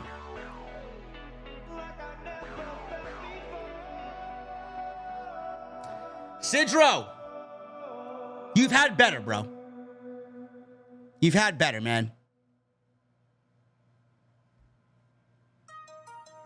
Richard, the motivation coach, with a new membership. Richard, you're motivating me, bro, by becoming a member. Thank you so much, bro. What are you drinking tonight?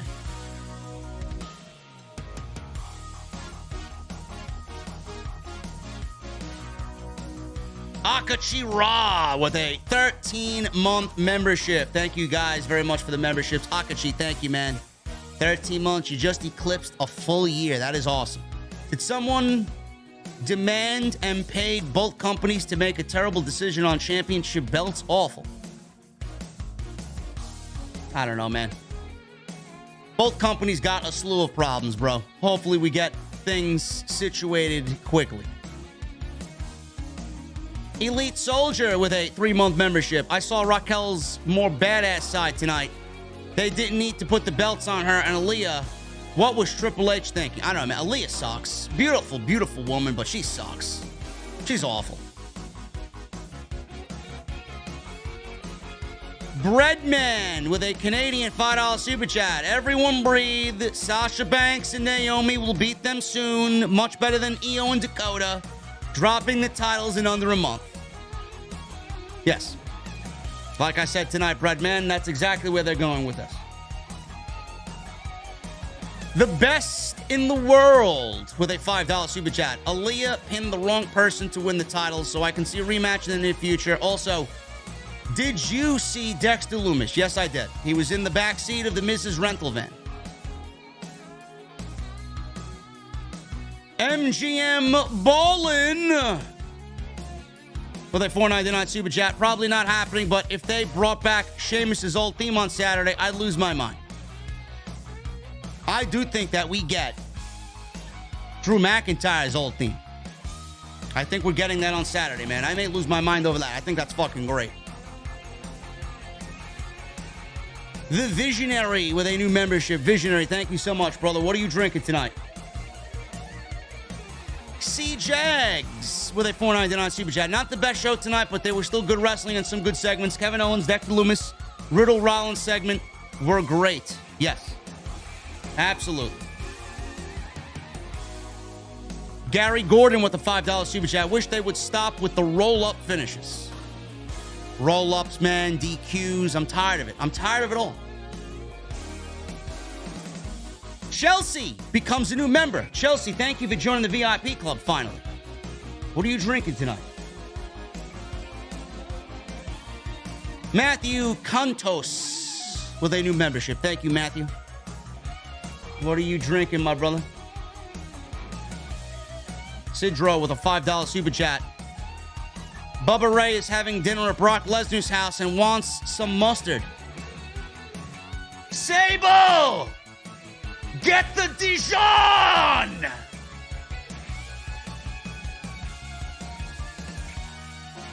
Sidro, that was better than the first two, bro. I'll give you that.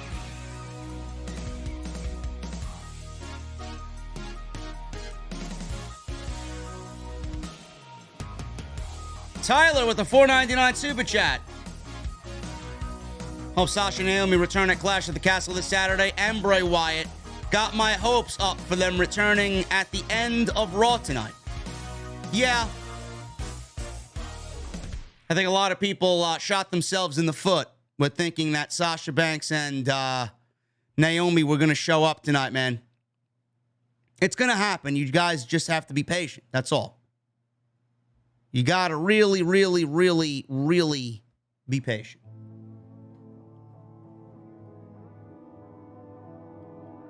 Gary Gordon with a $5 super chat. Major League Baseball going from 18 to 46 interleague games for each team starting next year.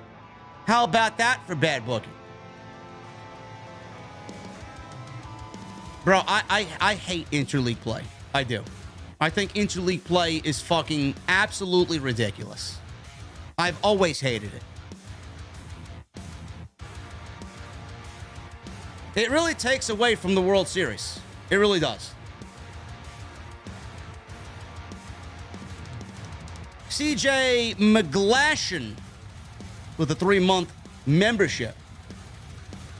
Raw sucked tonight, but Clash to the Castle. I'm looking forward to Seth vs. Riddle. Me too.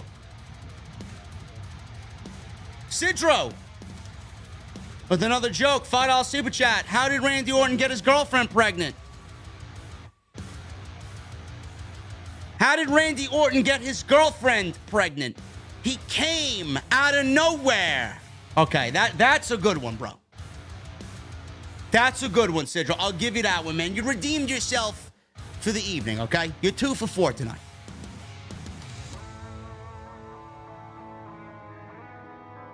Michael Partham with a 2-month membership. Thank you, Michael. Having Sasha and Naomi come back will be exciting. Having them possibly confront Raquel and Aaliyah, big meh. Even Papa H isn't perfect, I guess. No, he's not, bro. No, he's not. Bradley Robinette with a $1.99 super chat. Why did this Raw suck so bad? Well, I mean, it wasn't terrible.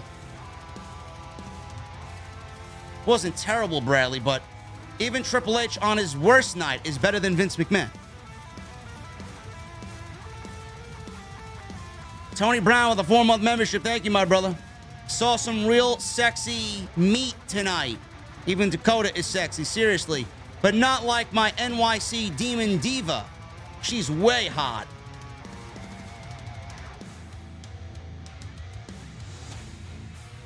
Issa, I think Tony Brown wants the digits, bro.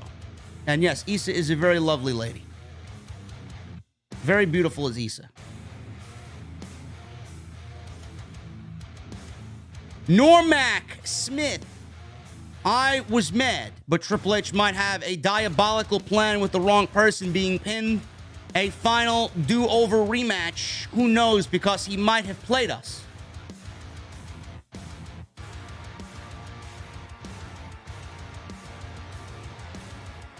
Bro, I think everything Triple H does, you got to understand Triple H. Everything he does, there's a method to his madness. So I know whatever happened tonight, there's a reason why it happened.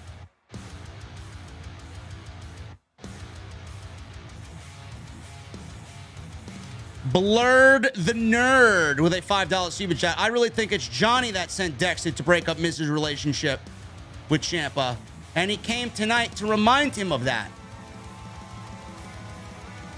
I could see that as well, bro. I could see that as well. But would that make Dexter a babyface?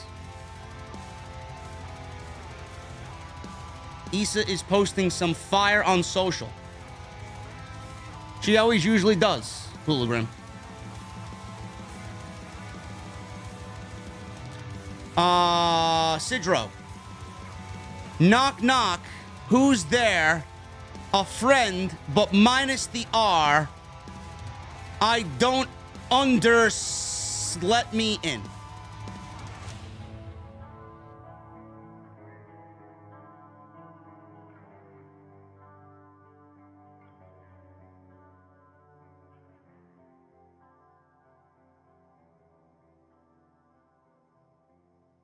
Sidro, that one didn't hit, bro.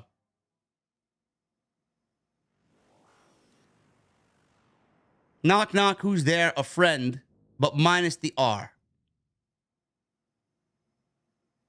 I don't understand. Let me in. Sidro, what's going on, bro? You running out of material? Huh?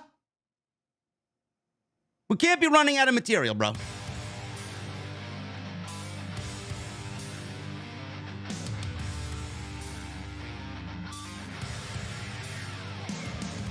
Joseph King with an 8-month membership. Thank you, Joseph. In your opinion, what are the least 3 things to you that makes a great professional wrestler? Love you, bro. Glad to be a VIP. What are the least 3 things that makes a great professional wrestler?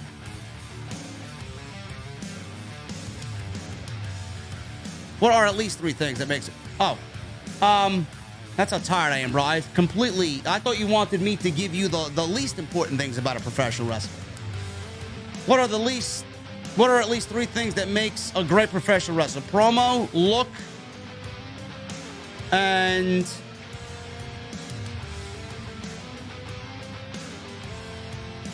in-ring ability. Really. To me, the one thing that is most important to me is the promo. How you speak, how you project your charisma, how you feed into an audience, how they feed into you. Theme music is also up there. I mean, I think theme music is absolutely up there in the top 3 for sure. I think I take in-ring away and put theme music there. Look, promo, and theme music. Revenge with a new membership. Thank you, Revenge. What are you drinking tonight, bro? D. Bastardo. 2 $5 super chats. Great women's build. Babyface chase. Baker wins. Then 2 matches with Tony. Ends in nonsense. Tony wins steel cage match at Full Gear for championship. Paige and Omega was built for over a year. Organic booking would be Omega's comeback at All Out to face Paige for the title. Simple, but Punk happened.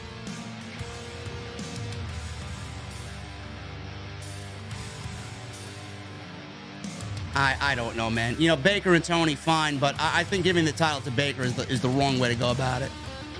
I think that's a complete fail. And I said this on Saturday. It should have been FTR and the Bucks for the tag team titles. That should have been one of the main events for All Out, with FTR winning the AW tag team titles. I don't understand how they think this is the better story here with Omega against the Dark Order, the Elite versus the Dark Order for the Trios titles.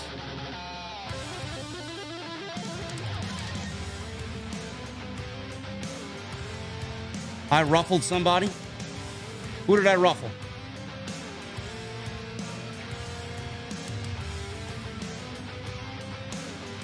Yo, Tyler Marshall. Who the fuck are you talking to, bro? Who said I disrespected Triple H? The fuck are you talking about, bro? Get Tyler Marshall out of here, man.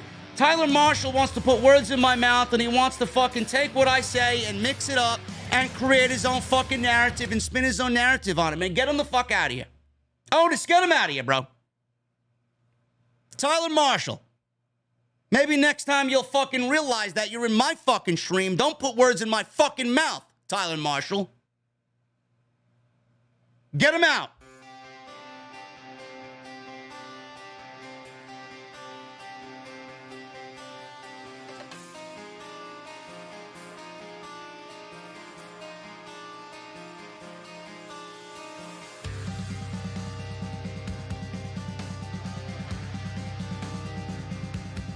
Revenge with a $5 super chat.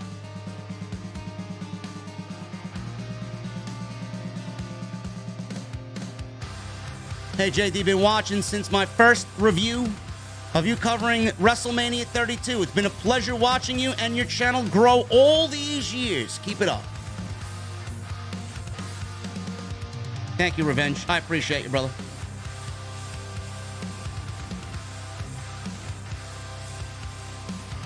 Sinister, yes, as soon as I make a thumbnail, bro, it's already uploaded, man. It's exactly what I'm going to be doing as soon as I get out of here. Blurred the Nerd. $5 super chat. Aaliyah did not pin the legal competitor in the match, which was Io and not Dakota.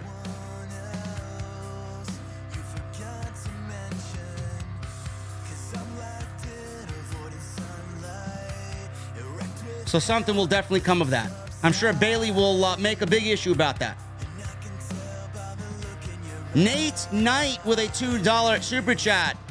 Aaliyah should be nowhere close to the main event. Never. Nowhere close. Ruben Barber with a new membership. Ruben, what are you drinking, bro? I may need a barber in about a couple of weeks, man. My hair's getting a little long. Jeremy Harris with a $5 super chat. What's up, JD? It's been a while. Been busy working, just showing some support. As always, love the podcast. Cheers, my good brother. Thank you, Jeremy. I appreciate you, brother. Treehouse becomes a new member. Treehouse, thank you so much, man. Finally, Treehouse is a member. Then he leaves a $20 super chat. OTS, motherfucker, for life. Abso-fucking-lutely, man. The name of the song is After Image. One word. After Image by Audience of Rain. Nate Knight with a $2 super chat. Velveteen Dream is in jail. Oh boy. Well, Velveteen Dream wants to continue being a fucking asshole. I don't feel sorry for him.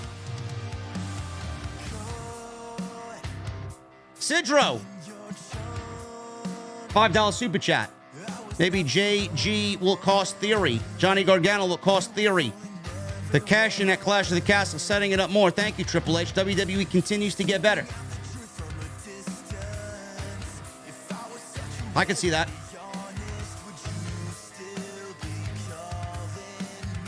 Kenneth Halperin with a $4.99 super chat. Damian Priest needs a title push. So underrated and underappreciated. His promo work on the Triple H has been amazing. It has been. He's been great.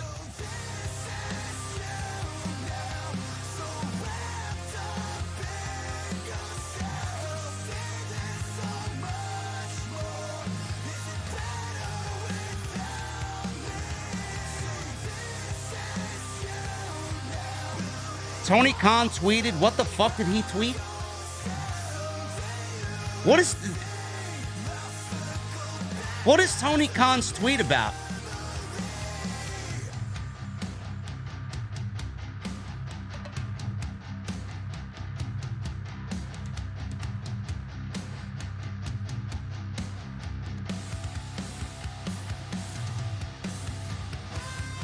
That tweet is very bizarre, Jesse. What the fuck does that mean?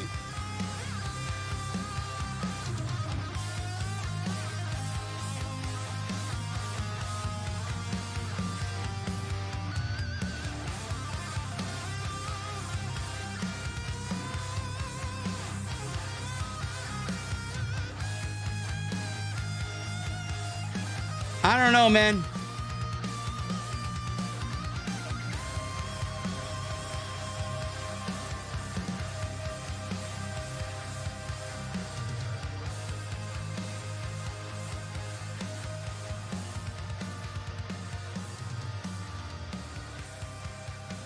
This is the stroke of luck I've been waiting for, he says.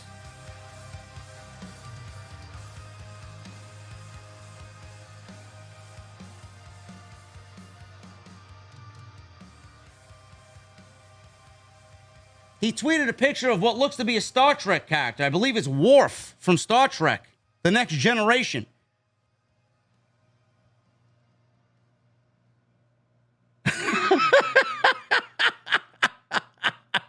Jesse, that may be it, bro. Bro, there's something going on, man. He's I don't know what he's doing at this late hour, man. Maybe that's exactly what he's doing. I have no fucking clue.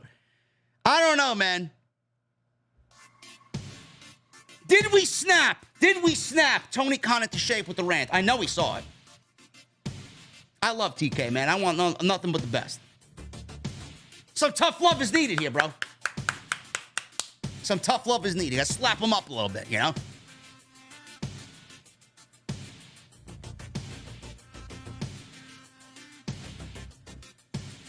Where am I, man? Jimmy Belenko with a Australia mate, $5 super chat. I don't know about before, but Raquel is probably smiling because Vince is gone. Hell, I'll be smiling too.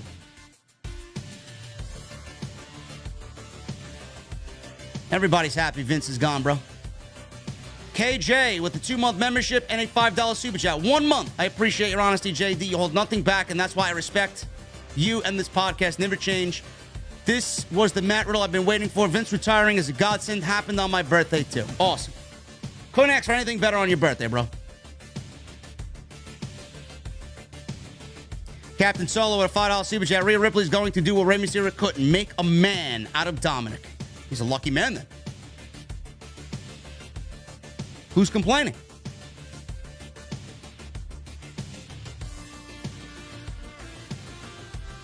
Jimmy Belenko with another 5. I'm not saying I'm unfit. I'm just tired of... but I just tried mud wrestling, and the mud won. Why did you go mud wrestling, Jimmy Belenko? And did you do it alone? Mr. Premium, $4.99 super chat. I'm just glad we got to hear both Metalingus and the other side this week. Yes, in the same segment. You going to one of the shows on the new tour? Yes, I am. I already have tickets. Premium. I'm going to the Long Island one. I'm going to the one in Huntington. Hologram with the $5 super chat. Will you talk about the Patrick Clark story on the OTS Extra? Someone has it out for that man. It's a shame this society we live in. Fuck cancel culture. At this point, bro, he's doing it to himself. There's only so much sorry you can feel for somebody, man. Trespassing and having drug paraphernalia on you. Those are decisions that he chose. Not cancel culture. Furious Nation with a... and yes, I will talk about it eventually. I don't know where, but sometime this week. Furious Nation with a $10 super chat. What's up, JD? Not the best Raw tonight, but not all that bad. KO, Sammy, Usos, Riddle, Rollins were the highlights, and I'm glad Riddle and Rollins was moved to Clash at the Castle instead. Absolutely.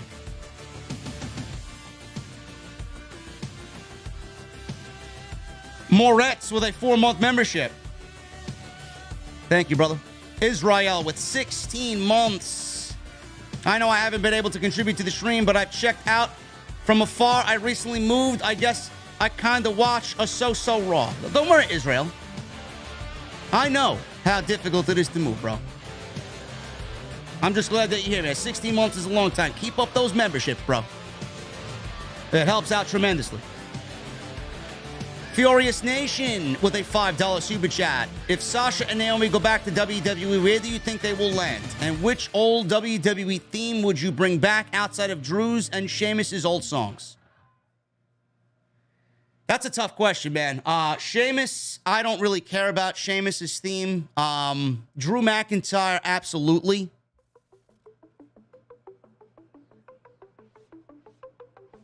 I'd have to give that one some thought, man. Shayna Baszler needs her old theme back, absolutely. That shit sucks. And Sasha Banks and Naomi, I don't know where they're going to land, but in the next month, in the next 4 weeks or so, I think they'll be back on television. Jen House with a 10-month membership. Thank you, Jen. Kevin Dunn, Wood, and Bruce saturated this show. Get them out. OTS for life. The Visionary with a 3-month membership. I thought you just signed up earlier, bro. Now it says 3 months. Do you still expect Cody to be pushed under Triple H, even though they don't like each other as much? Yes, I do.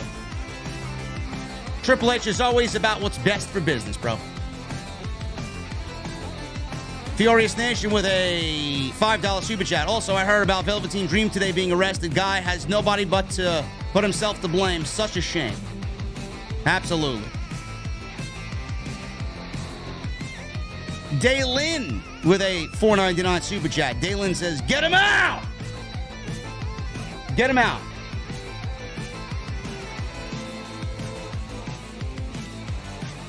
Ismael Torres with a $1.99 super chat. No message. Ismael. Why are you shy in the beer garden, bro? This is not the place to be shy, okay? Furious Nation with a $20 super chat. I'm so happy the name edict is gone and that we have Matt Riddle back. Hopefully Tommaso Ciampa is next. Change is being seen and felt, yet some people online will still find ways to complain. It really pisses me off. Furious, let them complain, bro. They're a bunch of fucking irrelevant, unknowledgeable has-beens. Geeks, virgins. Don't worry about it. Hooligram, $5 super chat. I think maybe Tony Khan is taking the wrong kind of bumps, if you catch my drift. I'll leave that to TK, bro. Thank you, Hooligram. And Furious Nation with a $10 super chat. Furious, thank you for the generosity lately, brother. I appreciate you, man. Kicking ass with these super chats lately.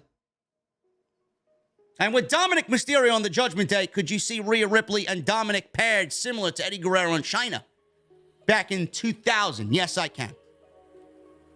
That may actually be the foundation and the influence for what we're seeing here.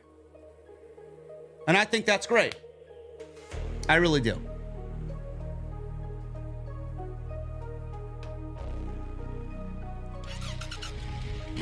Maybe Tony Khan tweeted because he realized that Triple H put on a bad show and that it might not be that difficult for him to have the #1 show this week. I have no idea.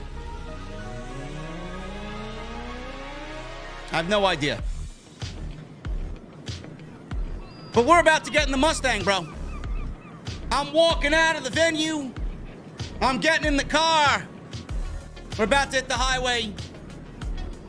And we're about to get some rest, man. I am fucking exhausted. I am exhausted, bro. Still got some work to do here to tidy up. Get some clips for TikTok ready. I gotta upload to Blue Wire and iTunes and Spotify and all that shit. So I'm not done yet. But I appreciate you guys joining me, man. We had nearly 3,000 people tonight. Number one in the community. As always, love to see it.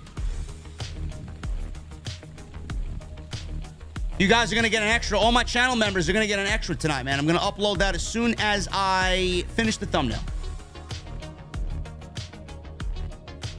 Talk about Braun Strowman, talk about Bronson Reed, talk about FTR being left out of the video game. I give you guys some serious wrestling discussion.